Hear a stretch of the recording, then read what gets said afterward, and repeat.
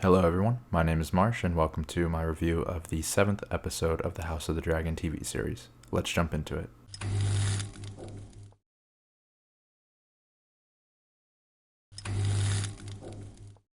So this review is going to be spoiler filled, so if you haven't seen the episode, click off now and go watch the episode and come back to this video. If you can also leave a like and subscribe in the meantime, that'd be greatly appreciated. So let's go ahead and jump right into it.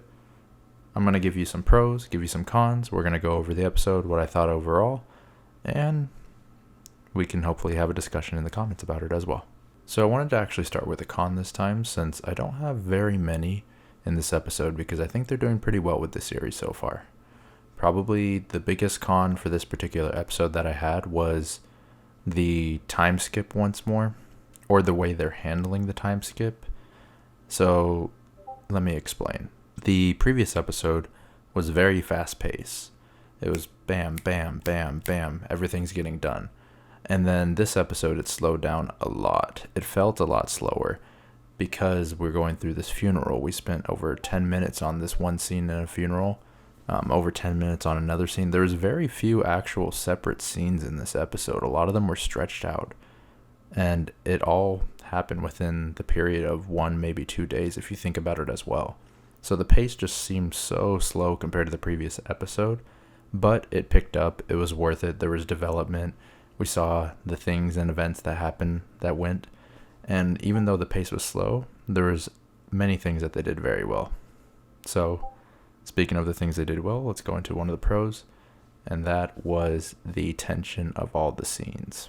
So the tension in all the scenes, for example, even just in the funeral scene, we saw the tension between Viserys the king and Damon when they're having a conversation. You see the tension between the sons of Reynara as well as the daughters of Damon when they're trying to cope with each other, essentially. Also with not Aegon, but Aegon's son, or Aegon's little brother. I forgot his name. I think it's Damon. But you see him as well, what he's like planning to do. You can see in his mind, he's focusing on the dragons. He has this mind, this plan in mind where he can take a dragon. And then you see Reynara in the lotion. I think he was drunk, thinking about drowning himself. And there's just so much tension built up between everything, and that lasts throughout the episode. And it builds and builds and builds until it all accumulates with the final results. So let me go beat by beat. We'll talk about it in order of what exactly was happening and what I liked about each part and didn't like. So starting with the funeral scene, I thought it was okay. They had the speech and everything. Like I said, what they did well was the tension building up.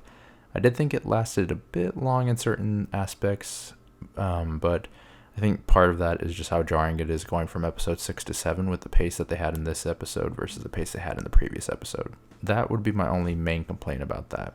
After the funeral scene, though, we see Aegon as well as Reynara and the king all go to bed because of everything, and then it goes to Reynara and Damon walking on the beach, and this is where Reynara basically confesses her love for Damon.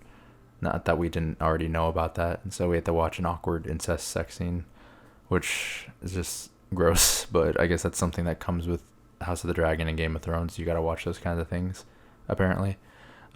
But that happens, and they sort of form a pact, but we learn about that later in the episode. And then it cuts off to Aegon's little brother. I'm forgetting his name, I apologize, but he is going to claim the dragon for himself. Vhagar, I believe. And so he goes, and he does claim Vhagar. Almost falls off a few times, and then the girls see him do this, and this is where they all have the major conflict that goes into ensuing and starting this civil war. So he gets back after claiming Vhagar, and he gets confronted by Reynara's sons as well as the two girls, the two daughters. They all get in a fight. They're all trying to beat him up. He's beating them up, vice versa. And it keeps escalating to a point where he goes and picks up a rock, and he's threatening to kill the littlest brother of them. And to help save his little brother, the oldest one pulls out a knife, and he cuts him on the eye to cause him to lose his eye. And this is where it all gets real bad, because essentially the main thing that triggered him to do that was when he called him a bastard. And I guess in this world, just accusing someone of being a bastard in the royal lineage is treason enough to punish them. So it's considered treason.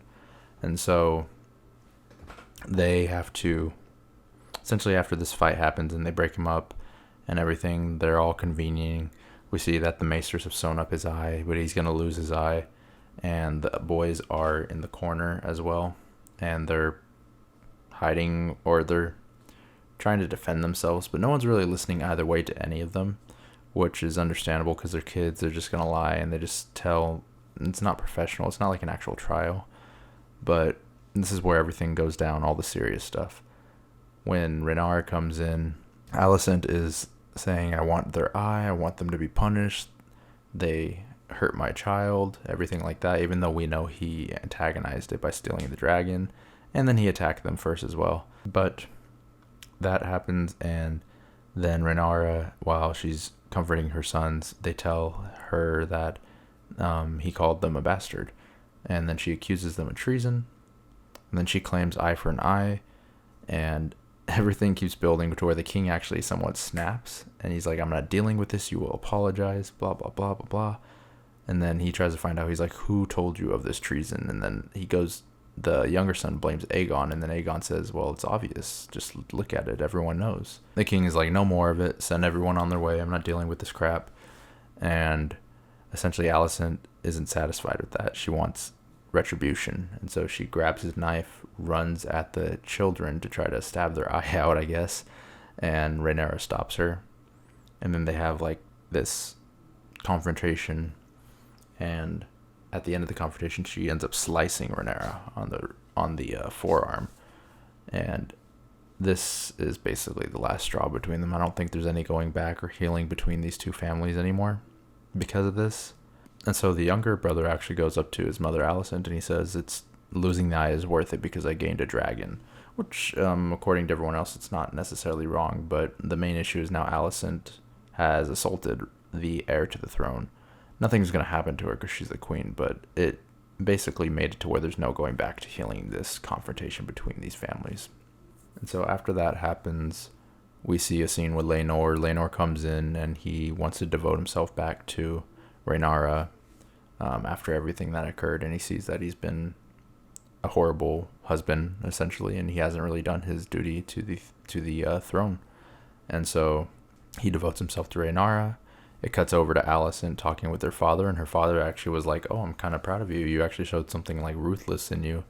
And he didn't think that she had that side to her, so he's kind of proud of her, and he's pushing her and helping because he's Hand of the King back. Otto's back as Hand of the King.